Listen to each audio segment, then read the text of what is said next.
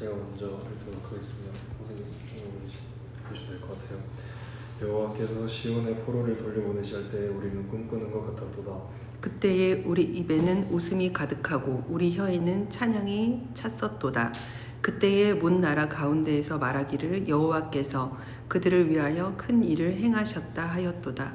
여호와께서 우리를 위하여 큰 일을 행하셨으니 우리는 기쁘도다.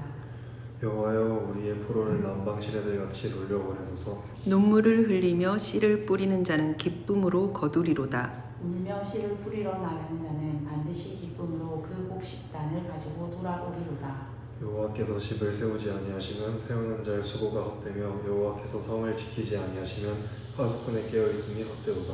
너희가 일찍이 일어나고 늦게 누우며 수고의 떡을 먹음이 헛되도다. 그러므로 여호와께서 그의 사랑하시는 자에게는 잠을 주시는도다. 보라, 자식들은 여호와의 기업이요 태의 열매는 그의 상급이로다. 젊은 자의 자식은 잠사의 수중의 화살 같으니 이것이 그의 화살통에 가득한 자는 복되도다. 그들이 성문에서 그들의 원수와 담판할 때에 수치를 당하지 아니하리로다. 아멘. 네, 오늘 말씀도 지난주에 이어서 10편인데요. 오늘 말씀에서 시인은 1절에서 바빌론에서 시온으로 돌아오게 하신 하나님의 은혜를 기억하고 그때를 회상을 하듯이 말을 하고 있죠. 시온이 예루살렘이고요. 바빌론에서 포로로 잡혀 있다가 예루살렘으로 다시 하나님의 은혜로 돌아오게 주셨을 때 그때를 말하고 있어요. 그때 사람들은 꿈을 꾸는 것처럼 기뻐했고 이제 웃음과 찬양이 넘치며 정말 행복해했습니다. 그리고 하나님의 손으로 시작된 회복은 너무 놀랍고 커서 온 세상이 알아볼 정도였어요.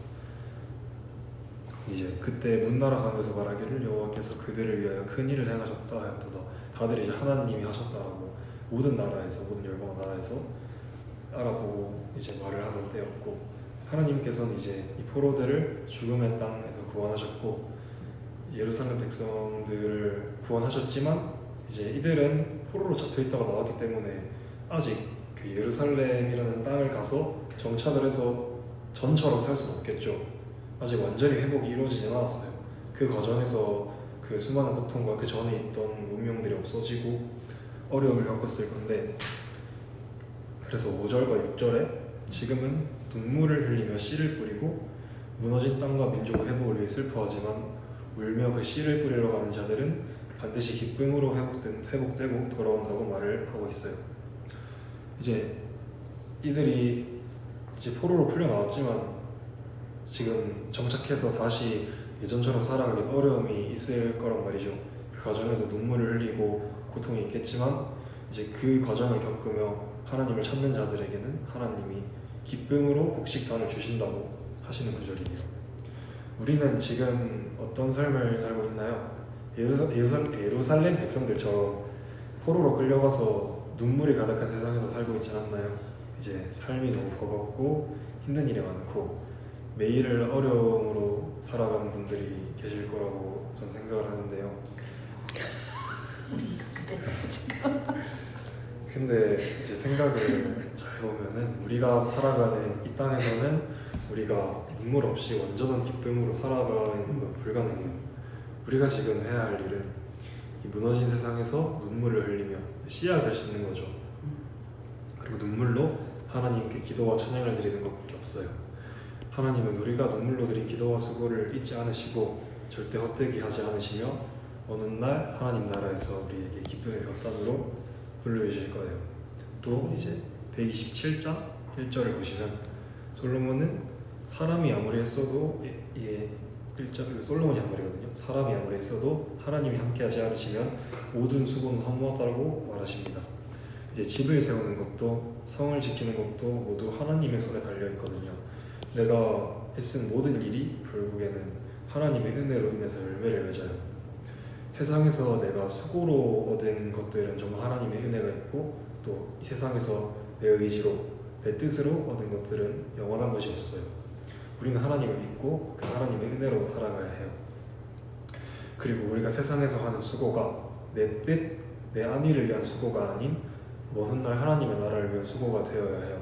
하나님을 믿고 기도하고 하나님께로 나아가면 우리가 하는 모든 수고와 우리의 삶에 하나님이 함께 일해주셔요.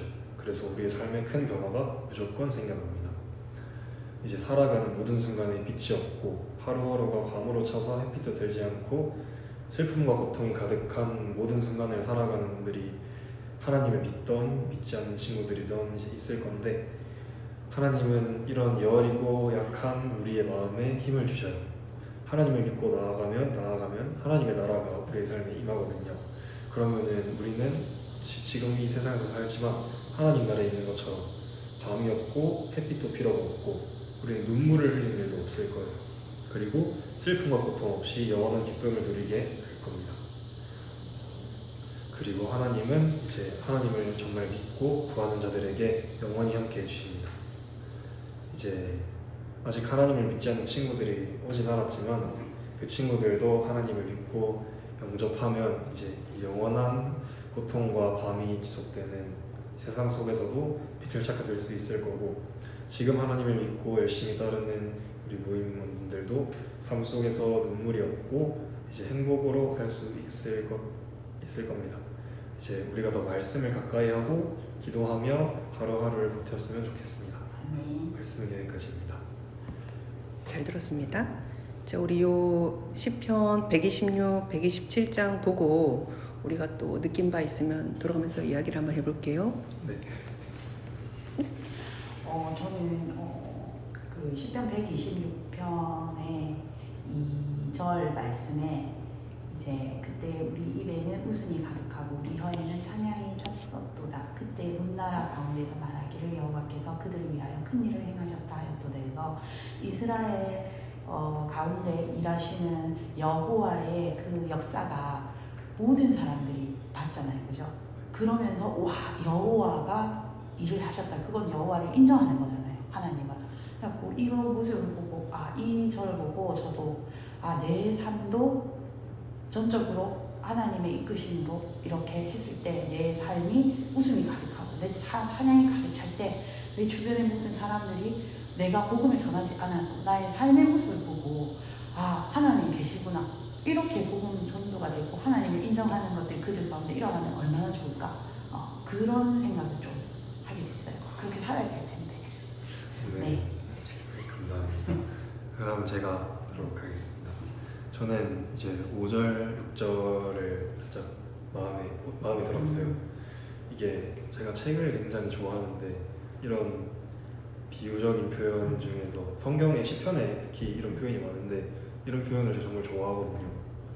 그래서 일단은 이제 저희가 요즘 교회에서 교육자님이 바뀌셨는데 항상 하시는 말씀이 거의 대부분 이제 우리의 죄를 깨닫게 해주시라고 정죄를 하시거든요. 항상 그 순간 이렇게 살면 안 된다 하시는데 표현력이 정말 거치기도 하시고, 그래서 약간 이 세상에서는 내가 이제 하나님을 따라 살아도 힘든 일이 많겠구나 이런 생각을 항상 하고 있는 것 같은데, 요즘에 이제 이 말씀이 해석을 보면 이 세상에서는 우리가 어쨌거나 눈물이 끊이지가 않을 거거든요.